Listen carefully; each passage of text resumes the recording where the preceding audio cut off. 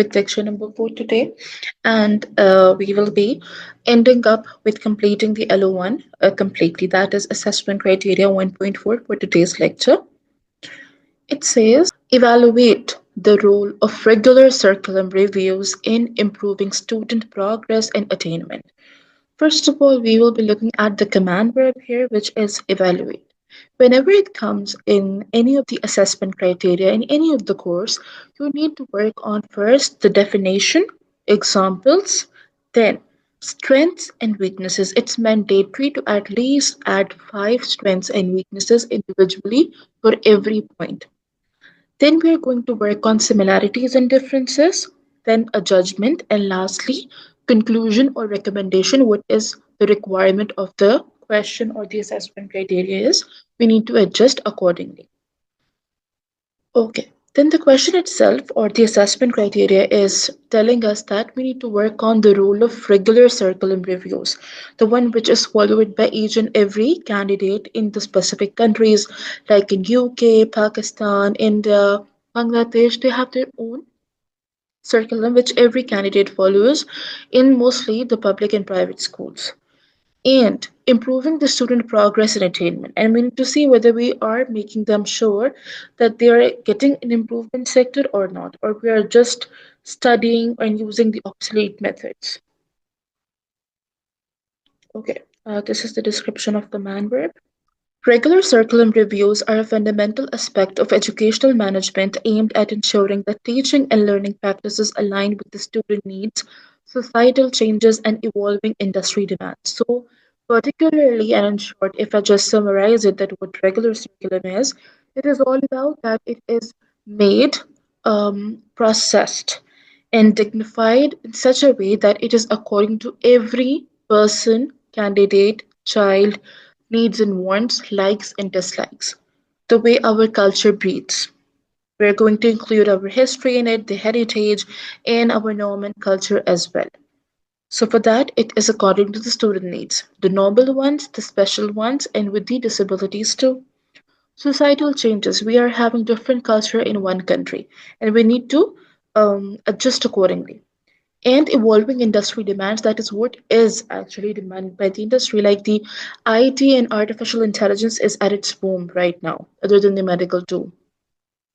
So we are going to offer so many courses, a kind of free allowances, certifications accordingly. These reviews examine the curriculum's content, structure, and delivery to enhance student progress and attainment, and why we're doing it. We are modifying it just to make sure that the candidate or student progresses and they get successful in the end. The definition of circum reviews: a structured set of educational experiences provided by an institution, college, university, or any institute, including subjects, activities, and learning goals. Because a study is not dignified only to a courses and learning whatever is in the books. We need to make sure that we perform different activities. We go for the different curricular activities as well, and some corporate work as well, the NGO work as well. That is what we call it, corporate social responsibility. And they should learn and polish up with their skills as well, the creativity instinct. Curriculum review, however, is a systematic process of analyzing, updating, and improving the curriculum, the one which we made according to the needs and desires of different sects living in a country, to ensure it remains relevant, inclusive, and effective in achieving desired learning outcomes. Because in the end, what do we want? We need an output from them. And for that, it is way too necessary. We made we basically make the review of the curriculum excellently perfect, so that when they analyze everything, they're studying everything with the extra activities, they're actually working on their skills as well, on their inner selves as well. The role of curriculum reviews in student progress and attainment, the number one point or part A is ensuring the relevance to student needs. That is, regular reviews help adapt the curriculum to students' interest, abilities, and future aspirations. That is, if we regularly, after mostly 6 months, ask questions from the candidates in the class, what do you feel about the teacher, the courses? Do you want upgradation in it, some sort of changes? There are some candidates who always go for best part. They say that they don't want a change, they want something new in it. And in the end, what happens? The management, they add things in the curriculum and it definitely gets enrolled as well. For example, a UK secondary school incorporating digital literacy into its curriculum to prepare students for the tech-driven careers. Like I told you, in 90s there was no concept that every candidate is going to have his own or her own personal laptops or tablets in the classrooms as well. Even there was no concept of projectors as well. But now it is a necessity of this time. Aligning with the industry and societal changes. Updating the curriculum ensures alignment with evolving job market demands and societal trends. What is actually going on? We're going to make sure that we're upgrading the system, our education system as well, and the curriculum accordingly. If there is a demand of artificial intelligence, a more data-driven engineers, IT supporters, everyone, we're going to shape the syllabus accordingly. Like there are different kinds of methods, a traditional one and a modern one. So obviously we're going to work on the modern ones. For example, adding coding and AI related subjects in the response to the rising demand for tech skills, the same thing which we just discussed right now, because this is the demand of this time. If you have a degree, if you even possess a skill as well, an excellent skill and a certification, you will definitely land into a job, a good job. Enhancing inclusivity. Reviews identify gaps in addressing diverse learning styles, cultural representation, and accessibility. Here we can say that people are now more into remote learning than the physical learning because it is time taking as well, and there are so many other factors related to it. And with that, we represent different cultures when we are in a university, institute, or a college because only one person is not there. There are different ethnicity people and a cultural people. And accessibility, the way you want it to be for yourself. Go for the remote, bilingual, or only the physical classes. For example, incorporating more diverse authors and histories into the literature curriculum, it could be solely the English one to reflect the multicultural fabric of the UK. Now, how we can instill this thing in the candidates of the UK and the international students as well. Obviously, by making sure that they study the history, the heritage, and that is important that we can add them accordingly into the short courses, some story time, or even a course as well. Like I remember in A levels, it's mandatory. You need to select a language, any language, Urdu, English, German, or French. It's mandatory. Improving pedagogical practices. Now, what it means. Curriculum reviews provide opportunities, that is, to betterment, better options, to evaluate teaching strategies. It's not mandatory to stick with the old school methods of teaching and styles. We need to upgrade the teachers as well, the style of teaching as well. And we need to see what it offers for the best threats, for the best opportunities and challenges as well. And integrate modern methodologies such as project based learning or flipped classrooms. Like I told you about the projectors, tablets, and with that, what we can do, we can give them different projects after the completion of every topic. And in this way, they are going to use their cognitive thinking, their ability. They will be thinking out of the box. For example, a school introducing experiential learning activities in science to foster critical thinking. I remember in my science class, I used to make mud volcanoes, and then in the vinegar, I used to get baking soda. In this way, it used to erupt. And the simple method in the formulation which we used to have in our mind for the volcano, we used to literally display it at the project classes. And there were many different examples of the different planets, how the living organism things works, everything. So it's really important that we should install these things, uh, make our children study that we need to do that in practicality as well. We can make different models, we can go for the charts, different thermopole projects, and in this way we are going to learn fast as well. Because things they do get absorbed in the mind. Improving Okay, did this. Number E, that is tracking student progress, where they stand or where they lie.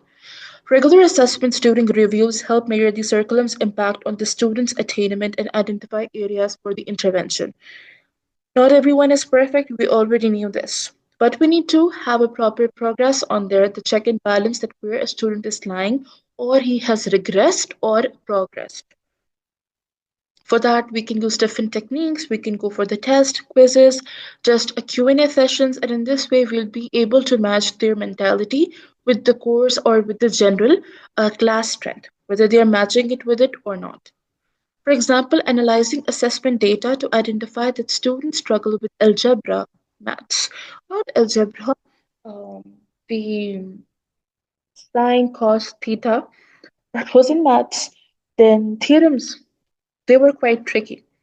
And adding more problem solving exercises to the curriculum, like the D method in the Cambridge for 1 to 5 classes, it's literally, if I go back in my time, I used to get quite scared when I used to do my D maths because there were so many problem solvings. If this is that, how we are going to do this and that, it just used to make me sick. But that was an excellent exercises for your mind and to know that how actually problem solving techniques works in the real life too. And it's a good skill as well. Number three is strengths of the regular curriculum reviews, and it involves increased relevance. It means ensuring the curriculum meets current academic and professional requirements. Now we have created this curriculum according to the needs and desires of the student, uh, according to their neurotypical types and cognitive thinking. But what about the academic professional requirements which we require from different people, professors, teachers, and the environment? We need to give that and work on that as well. For example, adding climate change education to science courses enhances the global awareness. That's not about body parts, that's not about the simple things which we used to study in the 90s and the back age. We need to adjust it accordingly. Now, things are in the science is more about vaccines, then the sustainability factor, renewable things, how to extract resources in a way which is more sustainable for our generation, future generation, than working on the SDGs goal, Sustainable Development Goals by the United Nations. This is very important that we start making it way too sure and confirm that the candidates, the students of class 4 and 5, they show interest in these things. Improved student outcomes, adapting to the content and methodologies boost engagement and academic performance. Definitely, you're going to have interactive sessions, Q&A sessions. You are going to go at the end of the desire of a candidate, how they like to study and whether they are perceiving the lectures or not. Then definitely there is going to be an outcome from their side, which is going to be a positive. For example, a school improving GCSE results by adopting personalized learning plans. And that's true. Those schools and colleges which offer EdXL, then IGCSE, and the Cambridge study as well, the British one, they have different curriculums going on for every kind of candidate. Like their science students, then their commerce students, then the engineer students, and so on. So we need to possess accordingly. Support for the teachers. Reviews provide opportunities for the teacher training and access to updated resources. Like in every 3 to 6 months, the management, basically the VP's assistant, they used to get us filled up with the different scenarios and most probably the surveys for the teachers, every individual teachers. And in this way, they used to make sure that whether they are making their best to teach us the concept clearly or not, what kind of activities are going on in the class when it's not being monitored. And in this way, they used to be trained. And when they used to come in the next classes, they were quite better. For example, training teachers on using tech tools for remote learning, like when we had a COVID-19, the teachers from 90s, they were not able to adjust with this new technology because everything was quite new. Studying on the Microsoft Teams and Zoom app, it was absolutely not difficult because I remember even I gave exams on the Zoom app by opening up the camera and stuff and showing my environment and background of the house to make sure that I'm not teaching cheating at all. So it was difficult for them as well and for us as well because it was quite hesitant way. Then we have inclusivity and equity. Keeping a balance addresses the gaps in the curriculum to ensure all students are represented and supported. Um, I was on a school hunt for my niece, and because she's having a kind of small problems with her daily life and course because of a speech delay, so all the mainstream schools they don't welcome these kinds of kids. Though they do not have special disabilities, they are only lacking in the speech because of the Coco Melon and different YouTube poems which are going on right now.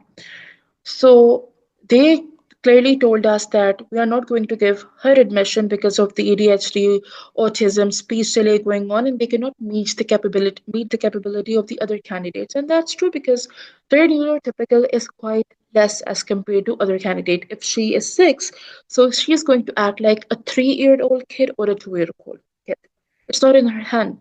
So, but some schools, they do allow that they're going to make sure that they're going to adjust with their age fellows in the classes and they're going to adjust. And in this way, there are so many successful cases that people, the babies and toddlers, they do get the speech as well. So in this way, we need to be very much sure if you're a principal, if you're the owners of the school, teachers, to be quite equilibralized with every sort of a candidate. There are rich as well, there are the normal ones as well, there are with the less abilities as well, and there would be excellent as well, like all rounders. So we need to make sure that we are taking all of them together. For example, incorporating the visual aids, videos, pictures, graphics, Giphy, and interactive tools for the students with learning disabilities. And that's again the same thing. It's not mandatory to always teach what is in the book. It's just in the book. It's not going to make a destiny of your life and your career. It's totally, you can say, a thing which we cannot rely on. Things which we are learning from our environment, adaptabilities, that matters a lot. And we can teach them through different aids, pictures, videos, some dances, kinds of phonics, and tools as well. And they can definitely learn and have betterment in their life, like people with the Down syndrome. In America, in Canada, these people are treated way too worse. Okay. Weaknesses of the regular curriculum reviews. What are those? The kind of challenges, time consuming. Conducting through the reviews can take significant time, delaying the implementation. Gets true because if you're taking the reviews individually, then when the time of implementation comes, it's already late or you need to go for some emergency action. But what is better is that after 1 month of initial study, just go for the reviews and ask questions from the candidates and the teachers both. For example, a school taking over a year to finalize changes, causing frustration among the staff. And it can be vice versa as well as the students. Sometimes students do not understand the lectures of the teachers, and like the way they are teaching, the way they are giving examples, it's not easily understandable because some teachers, they do favoritism as well, and it just disrupts the environment of the class. So we always go to the assistants and managers of the VP and principal so that they can work on our problem. But it's mandatory that they should take action quite quickly rather than completing the whole year and we are giving the final exams. Because it even in, I would say that in the developing nations in the schools here, the teachers they do take up the grudges from the candidates by making them fail by humiliating them.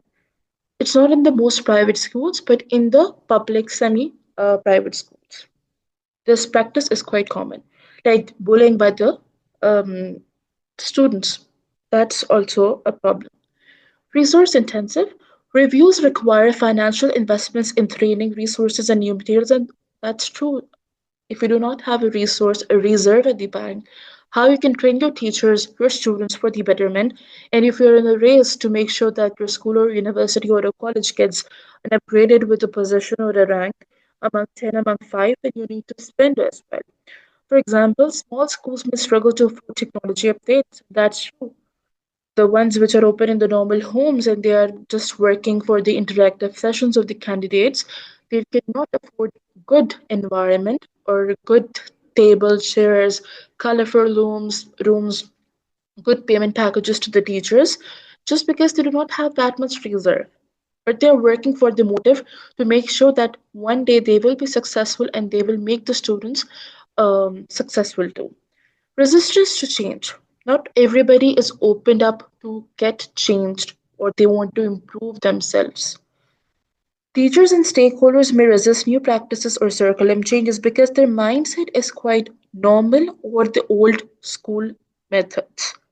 It's very important to try that they should adjust with the new environment and they should make it mandatory that whenever they are teaching, giving lectures, or discussing something, everything should be latest and up to date so that we can make sure they are reading the latest research and they can discuss the output from the principal so that they or she both they can have a knowledge that what's going on right now.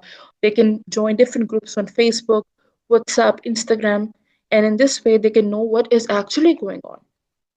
For example, teachers finding it challenging to adapt to the project based learning because it's not easy.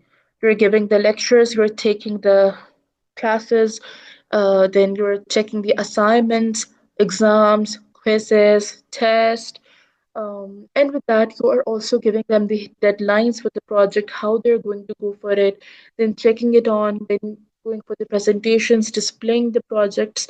It is time taking, but it is worthwhile for the candidates to make sure that they're actually learning as well. Potential for overloading the students, a very big problem in developing nations. Frequent updates may lead to excessive curriculum content, overwhelming the students. That is, you're changing everything again and again. That's a good thing that you're changing, but rigorously, that's wrong. In this way, the candidates are going to be confused and they're not going to be focused as well. So be very mindful, wisely make the curriculums, and then publish it. For example, adding too many courses, subjects without reducing the existing ones can dilute the focus.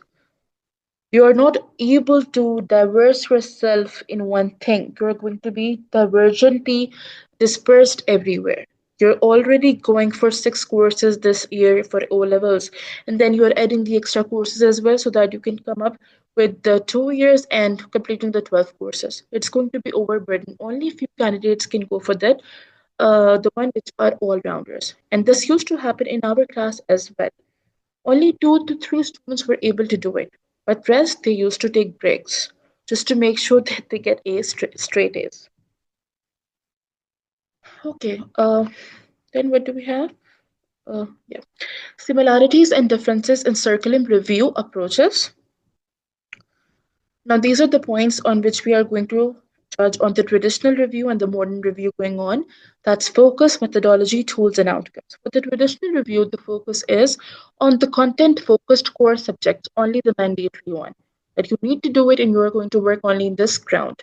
For the modern, however, it says holistic, that is academic, digital, and soft skills. And this is what is going on right now as well. Methodology for the traditional, it's teacher led with minimal student input.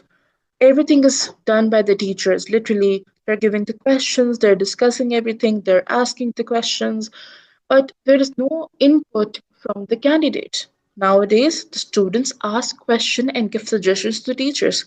We can do this, we can do that.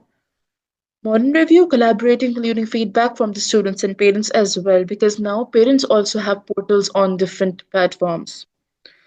Tools, basic tools, assessment results, the one we give the midterm exams and final exams. However, in the modern, we have advanced tools, that is data analytics, AI driven insights.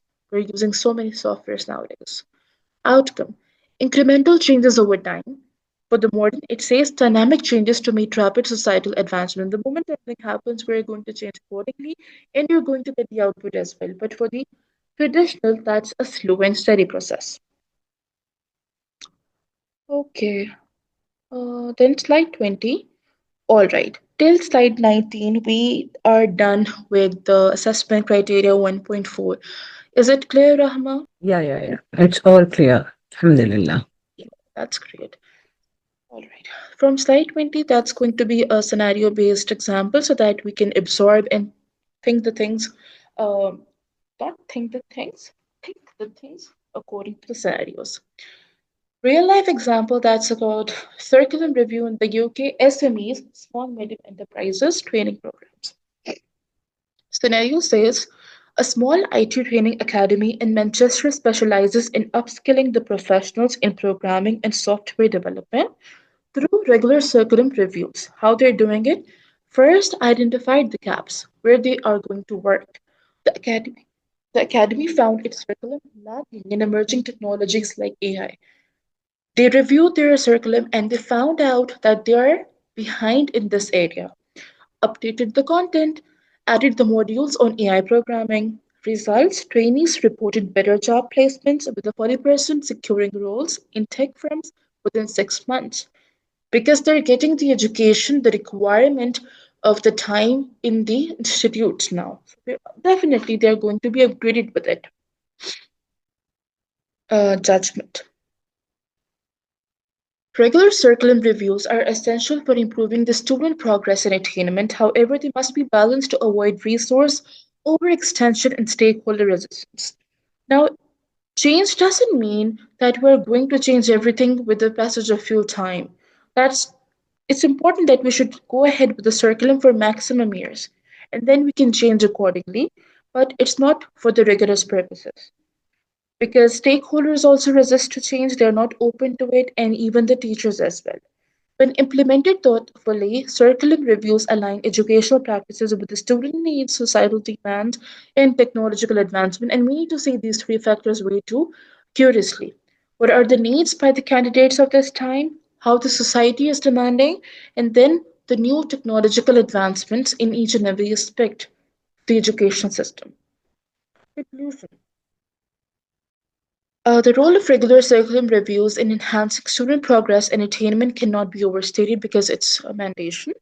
By ensuring the relevance, inclusivity, and alignment with the future career opportunities, these reviews empower students to excel academically and professionally. Again, when you're going to be make sure as an institute that you are making sure that each and every candidate student is going to be an all-rounder in every field they select, then definitely that's going to be a credit on your side as well because you worked hard on them. While challenges like resistance to change and resources constraint exist, the strengths such as improved outcomes and adaptability are far outweigh the weaknesses. People do have limited budget. Okay, we do not want to change, but sometimes we do change. And ultimately, we need to change.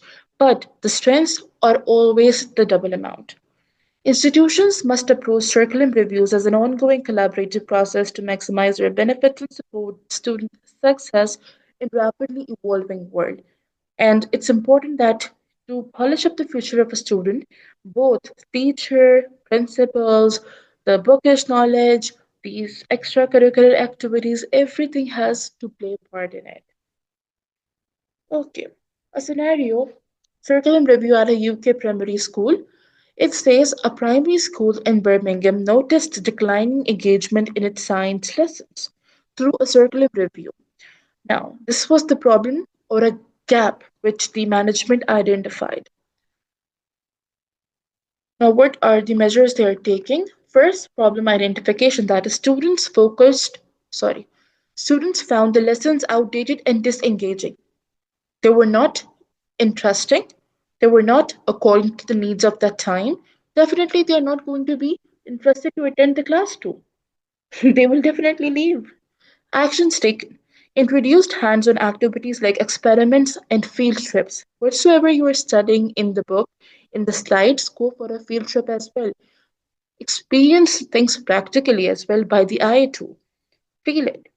Integrated topics like climate change and renewable energy to make lessons more relevant. Again, I told you that this time everything is according to sustainability development goals by the United Nations, then encouraging the W Health Organization researchers as well, World Bank researchers as well. In this way, candidates will be literally quite engaged at what is actually going on, how things are getting in work. Results. Student engagement increased by 30%. This was the outcome when they change a bit criteria of their style. Science assessment scores improved by 20% over the next academic year. That is batch differences. So the outcome is the curriculum review shaped and helped align lessons with the modern issues, boosting the interest in academic attainment. This demonstrates how regular reviews ensure relevance and effectiveness in the teaching. So when you think there is a problem, we need to identify the gap, the issue, then we need to work on it, make proper solutions which are actually acceptable and implemented. Then we need to get the feedback, outcome, and in this way, we can do adjustments in the curriculum and make sure that each and every candidate gets boosted in every aspect and course. That's it. We're done with today's lecture and we're completed the whole LO1, Alhamdulillah.